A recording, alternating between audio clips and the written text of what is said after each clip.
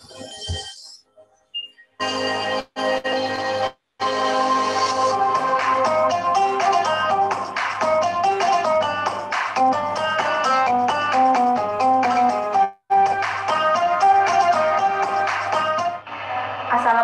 warahmatullahi wabarakatuh. Perkenalkan, nama saya Puji Astuti. Kali ini saya ingin sedikit sharing dengan teman-teman sekalian mengenai puasa dan bagaimana sains memandang puasa. Bagi kita, umat Islam, saat ini merupakan momen celebration ya, momen yang sangat ditunggu-tunggu dalam 1 tahun terakhir, yaitu momen bulan suci Ramadan, di mana kita melaksanakan salah satu rukun Islam keempat kita, yaitu melaksanakan puasa. Puasa sendiri merupakan suatu ibadah yang telah diperintahkan oleh Allah, dan ini tertuang dalam surah Al-Baqarah ayat 183, yang artinya orang-orang yang beriman diwajibkan atas kamu berpuasa sebagaimana diwajibkan atas orang-orang sebelum kamu agar kamu bertakwa. Jelas bahwa perintah puasa itu diberikan oleh Allah untuk umat manusia. Seringkali kita melaksanakan puasa karena itu suatu kewajiban. Apalagi di Indonesia sebagai negara mayoritas muslim, momen puasa itu adalah momen satu negara yang membuat kita semangat untuk mengerjakannya bersama-sama. Tetapi apakah sebenarnya puasa itu memiliki penjelasan logis dari segi sains, yang mana penjelasan-penjelasan tadi itu dapat meningkatkan ketakwaan kita dan juga dapat meningkatkan kemauan kita untuk melaksanakan ibadah puasa. Meskipun puasa itu diturunkan ribuan tahun yang lalu, ternyata sains saat ini membuktikan bahwa puasa memiliki banyak sekali manfaat untuk manusia, terutama untuk kesehatan manusia.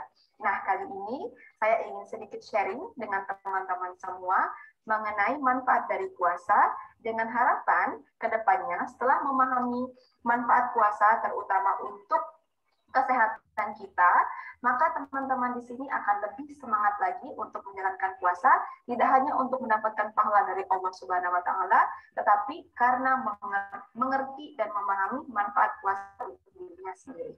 Sendiri itu kalau dalam bidang riset, yang mana sebagian besar periset memang bukan berasal dari negara-negara Islam, tetapi dari negara-negara non-Islam, mereka mendefinisikan sebagai puasa dalam sains itu sebagai intermittent fasting. Jadi kenal dengan istilah intermittent fasting, atau kalau di Indonesia pernah populer dengan istilah OCD. Nah, itu adalah pembatasan jam makan.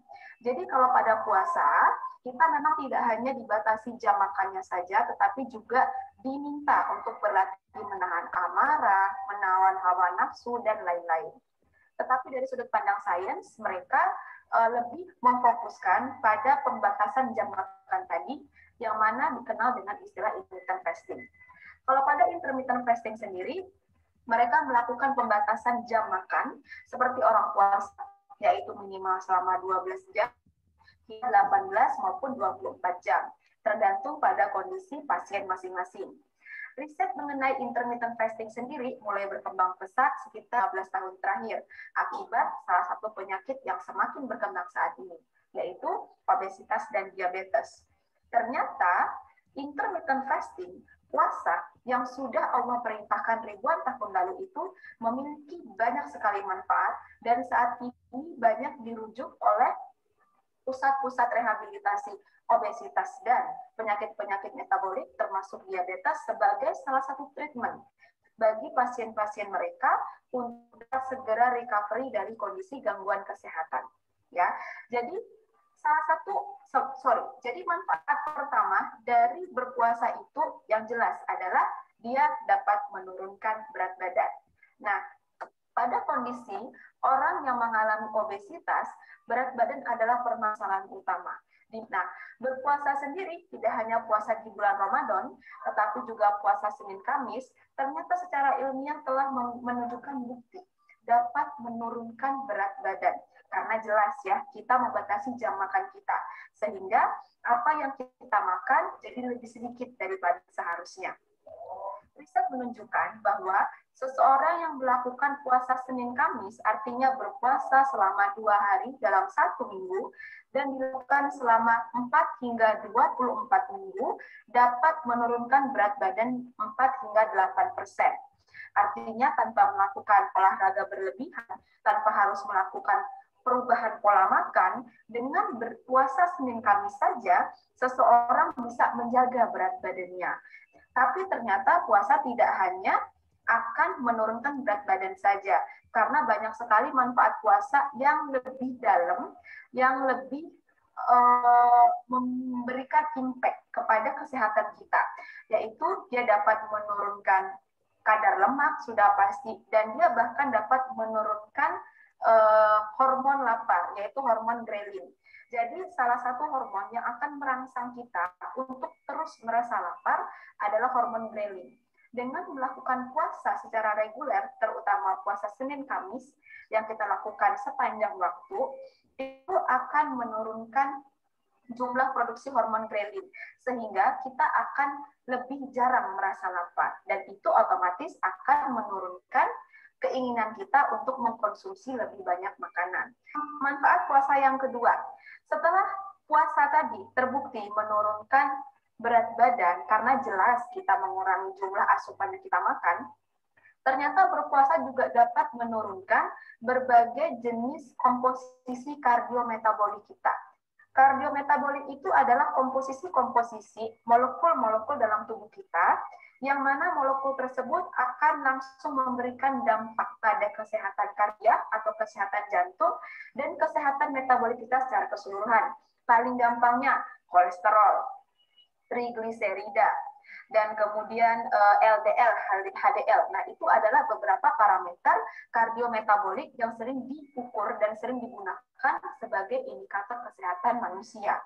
Dengan berpuasa secara reguler, dan dalam kasus ini penelitian menunjukkan puasa Senin Kamis, maka jumlah total kolesterol dapat menurun hingga 13%, LDL juga bisa menurun hingga 15%, dan total TGA bisa menurun hingga 22%. Jadi di sini kalau teman-teman ternyata walaupun muda ya, tapi sudah mengalami gejala-gejala sindrom metabolik, yaitu kondisi di mana teman-teman mengalami kenaikan pada kolesterol, misalkan LDL atau trigliserida, cobalah untuk berpuasa. Karena memang secara sains, puasa itu dapat menurunkan parameter-parameter metabolik tadi. Nah, kemudian yang ketiga adalah berpuasa dapat meningkatkan sensitivitas insulin. Nah, insulin itu apa sih sebenarnya? Jadi, ketika teman-teman makan di sini, apa yang teman-teman makan itu akan diolah oleh tubuh dan akan diubah menjadi glukosa. Makanya, kalau teman-teman tes gula darah setelah makan, pasti tinggi karena baru makan. Karena apa yang teman-teman baru cerna akan langsung diubah menjadi gula dan akan beredar di dalam peredaran darah teman-teman sehingga jumlahnya tinggi. Nah, pada kasus normal, gula-gula yang tinggi tadi itu akan dapat langsung diserap oleh sel-sel. Dengan bantuan insulin, insulin itu semacam hormon yang membukakan gerbang pintu si sel untuk bisa menerima glukosa.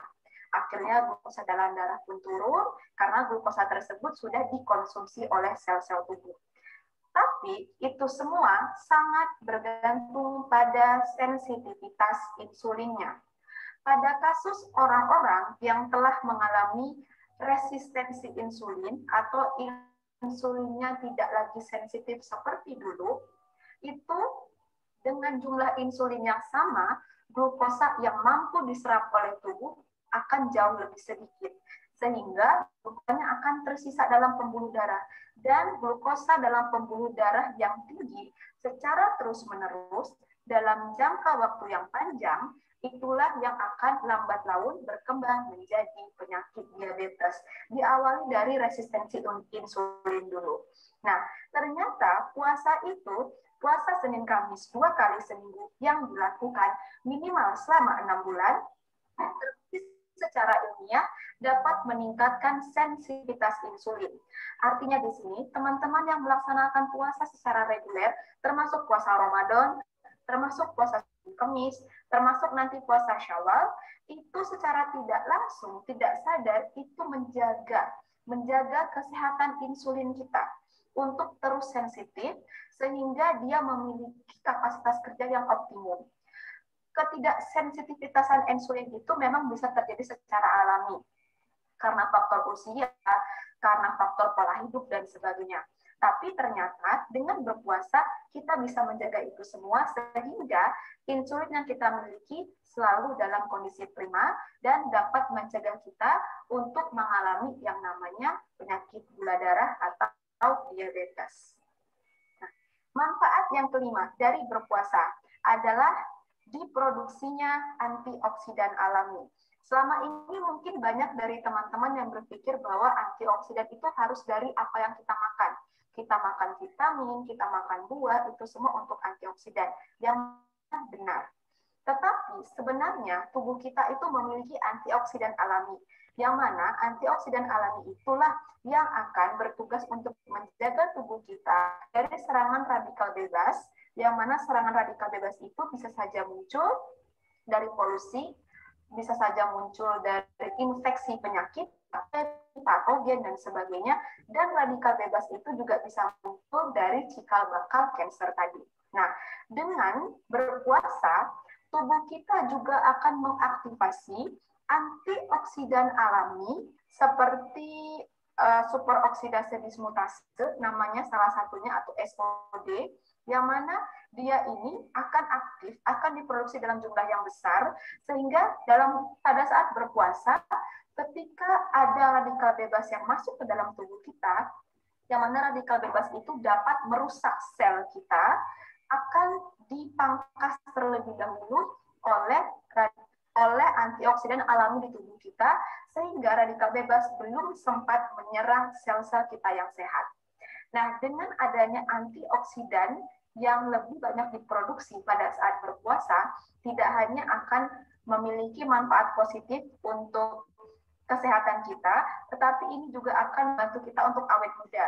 Karena penuaan itu sangat terkait dengan radikal bebas, dan ketika radikal bebas itu bisa kita cegah dengan produksi antioksidan secara alami di badan kita, otomatis sel-sel kita akan terjaga dan akan terus awet muda.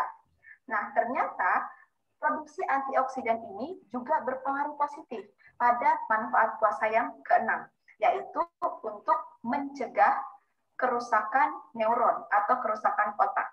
Nah, semakin tua seseorang, maka orang tersebut akan mengalami penurunan kemampuan kognitif atau penurunan kualitas sel-sel otaknya, sel neuronnya.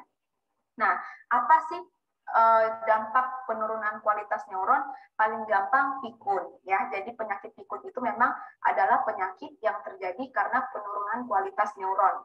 Dan salah satu faktor pemicu dari penurunan kualitas neuron ini adalah tingginya proinflamasi atau terjadi inflamasi berlebihan pada otak kita. Itu terjadi bisa secara alami, bisa juga karena faktor pola hidup. Nah, dengan adanya antioksidan yang lebih banyak diproduksi pada saat kita berpuasa, tidak hanya antioksidan itu akan melindungi bagian tubuh yang lain, dia juga dapat melindungi sistem saraf kita dari serangan-serangan inflamatori yang memang secara alami itu ada di badan kita. Jadi lebih terlindungi. Sehingga kita dapat mencegah penyakit-penyakit yang berhubungan dengan saraf dengan lebih baik lagi. Jadi yang namanya penuaan itu alami terjadi, tetapi kita dapat memperlambat penuaan tersebut. Dan salah satunya adalah dengan berpuasa. Nah, serta yang ketujuh yang menurut saya sangat terkait sekali dengan kondisi pandemik saat ini adalah dengan berpuasa kita dapat meningkatkan imunitas tubuh. Masih terkait dengan antioksidan tadi, jelas bahwa berpuasa meningkatkan jumlah antioksidan, yang mana antioksidan tadi juga berperan untuk membunuh berbagai patogen-patogen yang menyerang tubuh kita, dan di saat yang sama, berpuasa juga akan menstimulasi tubuh kita untuk lebih giat memproduksi sel darah putih. Jadi, setiap sel tubuh kita itu memiliki masa hidup yang berbeda-beda, termasuk sel darah putih. Tapi dengan berpuasa, tubuh kita akan dirangsang untuk lebih cepat memproduksi sel darah putih, dan ketika sel darah putih itu lebih sering untuk diganti, maka kemampuan sel darah putih untuk bisa melindungi tubuh kita dari berbagai serangan patogen-patogen akan jauh lebih baik lagi. Karena fungsi utama dari sel darah putih adalah sebagai pelindung tubuh kita atau sebagai faktor imunitas bagi tubuh kita. Nah, itulah 7 manfaat dari puasa dari sudut pandang sains. Ternyata perintah Allah ribuan tahun yang lalu mengenai puasa memiliki banyak sekali manfaat bagi kita, terutama untuk kesehatan kita. Jadi itu juga yang membuat banyak peneliti asing yang bukan orang Islam mulai fokus mengenai manfaat dari puasa itu sendiri terhadap kesehatan. Karena semakin hari jumlah penyakit yang terkait dengan metabolik, terutama makanan, itu semakin tinggi. Dan ternyata puasa dapat menjadi jawabannya. Nah, demikian yang dapat saya sampaikan. Semoga apa yang saya sampaikan dapat memberikan manfaat buat teman-teman di sini. Dan jika ada kesalahan, itu semua berasal dari saya pribadi. Saya ucapkan terima kasih. Selamat berpuasa. Assalamualaikum warahmatullahi wabarakatuh.